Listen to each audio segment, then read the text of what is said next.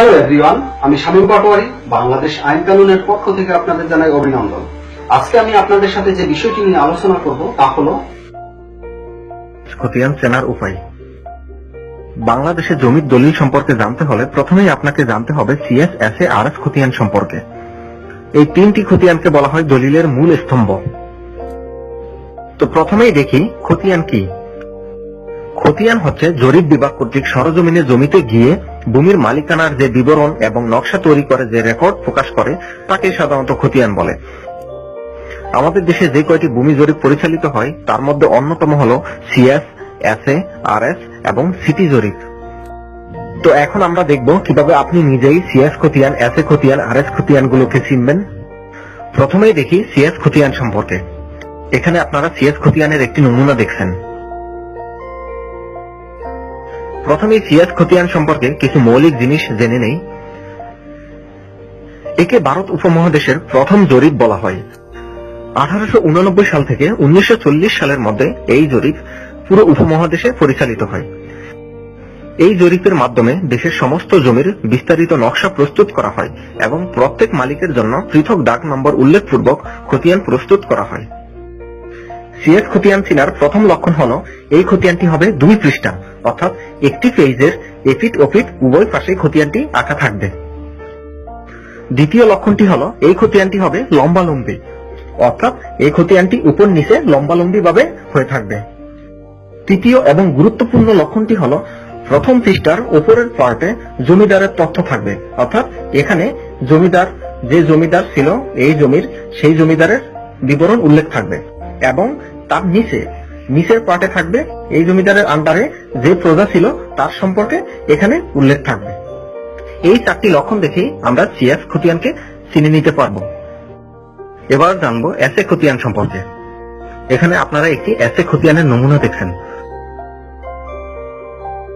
প্রথমে এই এসএ খতিয়ান সম্পর্কে কিছু মৌলিক বিষয় জেনে নিই। 1947 সালে পাকিস্তান সরকার ক্ষমতায় আসার পর জমিদারি প্রথা বিলুপ্ত করে। এরই অংশ হিসেবে 1956 সালে পাকিস্তান সরকার কর্তৃক এসএ জরিপ পূর্ববঙ্গে পরিচালিত হয়। দ্রুত সময়ে এই জরিপটি পরিচালিত হওয়ার কারণে এই জরিপে নানা ধরনের ভুল দেখা দেয়।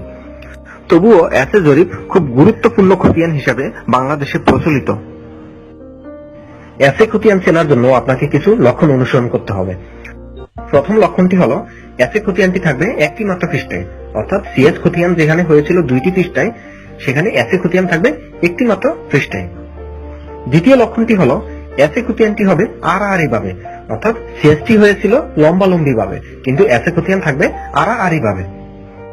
এসএ খতিয়ান চেনার তৃতীয় এবং সবথেকে গুরুত্বপূর্ণ উপায়টি হলো এসএ খতিয়ানের ডান পাশে প্রথম কলামটিতেই দেখবেন সাবেক খতিয়ান সিএস এবং হাল নাম্বার নামক একটি অপশন থাকবে।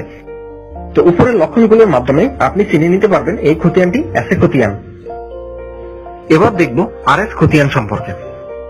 নিচে আপনারা আরএস খতিয়ানের একটি নমুনা দেখছেন। প্রথমেই আরএস খতিয়ান সম্পর্কে কিছু মৌলিক বিষয় বলি। এসএ খতিয়ানে নানা ধরনের ভুল ধরার ফলে সরকার আরএস খতিয়ানের কার্যক্রম শুরু করে। জমির মালিক এবং দখলদারের ইত্যাদি তথ্য হালনাগাদ করার মাধ্যমে এই জরিপ সম্পন্ন হয় সারা দেশে।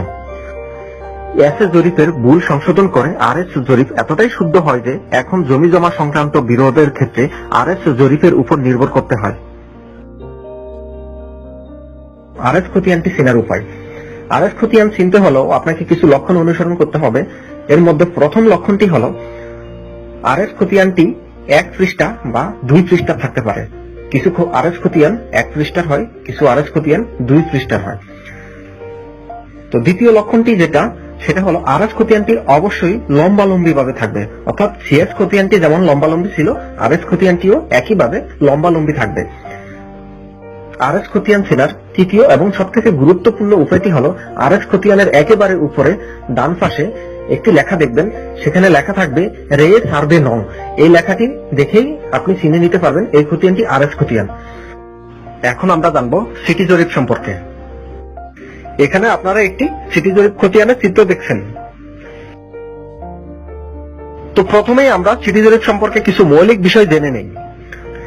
সিটি জরিপের আরেক নাম ঢাকা মহানগর জরিপ। আরএস জরিপের পর এটি বাংলাদেশ সরকার কর্তৃক নির্মিত প্রথম জরিপ। এই জরিপটি এযাবৎকালের সর্বশেষ এবং সর্বাধুনিক জরিপ হিসেবে পরিচিত।